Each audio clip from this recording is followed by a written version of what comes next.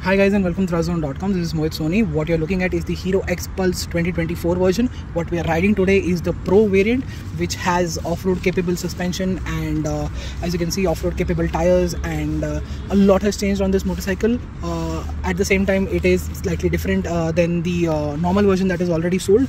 So this is a hardcore off-road variant, and this is priced at 1,50,000 rupees ex-showroom, and it comes in 4 colors to choose from.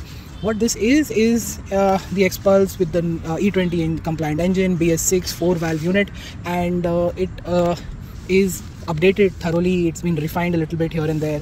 Believe it or not, the last time I rode an X Pulse was 7 years ago, so that is a lot of time when that was originally launched, and that too for a very short period of time. That is the reason why you don't even see a review, because I couldn't get my hands on the media unit back then, and it was a very short test ride at the dealership at the at a very local area, giving me not big of an impression of what the motorcycle is. But it's been so many years.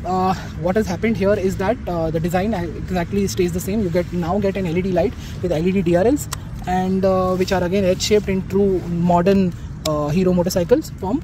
You've got clear lens indicators, which are not LED. This is, of course, the design still remains the same. It looks fantastic. It grabs a lot of attention, and you've got clear lens indicators at the back with an LED light. A place to keep and mount your stuff, which is going to be difficult with the exhaust coming up that top. But then again, it's an off-road motorcycle, not a touring motorcycle. What you see here is these Maxxis tires, off-road ones, and they are 21-inch wheels, which is 80 by 100. And at the back, you can see the same Maxxis tire with an 18-inch wheel on offer, which is also an 80-100 unit. The engine now makes 19 bhp of power and 17.35 Nm of torque from the revised BS6 4-valve E20 compliant engine.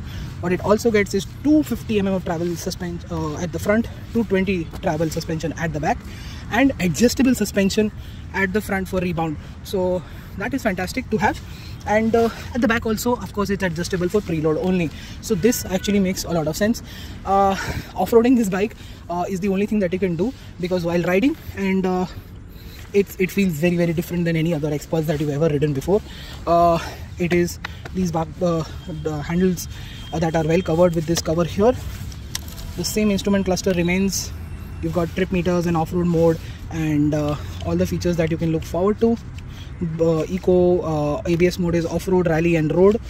2 trip meters, Bluetooth, eco mode, gear shift indicator, time, as well as the odometer. This is a brand new bike, of course. And yeah, you've got the switch gear, which works really, really well on this bike. At least this type of switch gear that you see within Hero works really, really well. The other ones have some issues or the other. And got this long thin seat to make sure that you can get your legs down as much as possible, because after all, the seat height is now 850 mm. The foot pegs have also been corrected by 35 mm, and this gets me 5'11" off the bike quite easily. I can get my feet down, but anyone below 5'6", 5'5" is going to be a bit of an issue. But most importantly, how does it ride? Well, it's the similar engine as before, not identical. So this engine is much more smoother, calmer, and it's got just about good low end, but good mid range, and again not that healthy top end. This makes it a motorcycle that is very easy to ride off-road, but at the same time quite demanding. If you fulfill its demands, it will work according the way it's supposed to, with a very healthy ground clearance, very healthy suspension, ride height, ground clearance, and suspension travel. This is a very capable off-roader. It can do a lot more than you anticipate, and with these very specifically off-road tires, it's only good enough to ride on off-road conditions, no matter whatever it is, gravel, snow, sand, or whatever you come across, because these are not good on the road. Every time you switch the lane, it feels skittish, and this is truly for the off-road guys. And while riding off-road, it feels like you're riding on-road, and while you're riding off-road on-road, it feels like you definitely need to swap the tires. But of course, you need to buy a normal X Pulse for that, not the Pro version like this. The brakes are good enough at the front and back. They could have been better, but within the off-road riding, it isn't much of a problem. And ride quality is just about okay. Suspension is adjustable at the front, so you can adjust it accordingly. I've set it to full because of my high weight, and this gives it very good stability. From the front, the feedback is good enough, and you can have a lot of fun with this motorcycle. I did some as much hardcore off-road I can do, because the kind of off-road patches that I have around me are just pure slush, or disguised with grass on the top, so it's not really ideal for me to get into it until unless it's a proper track, which will happen sometime in the future. Right now I can tell you it is a off-road focused motorcycle with an engine which is just about okay. It is not of course the Xpulse also is not very ideal on the road because of its height and weight. With the off-road setup here, it definitely is not ideal for the road, but you can just commute here and there to your favorite off-road location, which should be nearby, because going far away can be stressful and tiring because you don't have that kind of performance with it. But if you can do all of that and get to your remote location and enjoy this bike there off-roading, there is nothing like this. It is very confidence inspiring.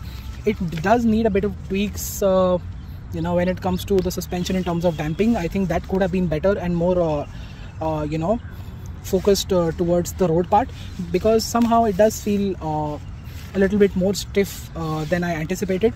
But I think if the rest of the package is good enough, you can sort of ignore that, and it is a motorcycle worth considering if you're truly madly into off-roading, and this will not disappoint you. A bigger engine of course is awaited, which will probably come next year. This is just under 200 cc's. The 210 which you've seen in the Karizma could make it. The 400 from the Maverick also could come into this. So very exciting times ahead at Hero. A lot is to be expected. Let's see how it ends up delivering on that aspect. Thank you so much for watching. Make sure you like, share and subscribe. Follow us on our social media and website for everyday updates. Until then, goodbye.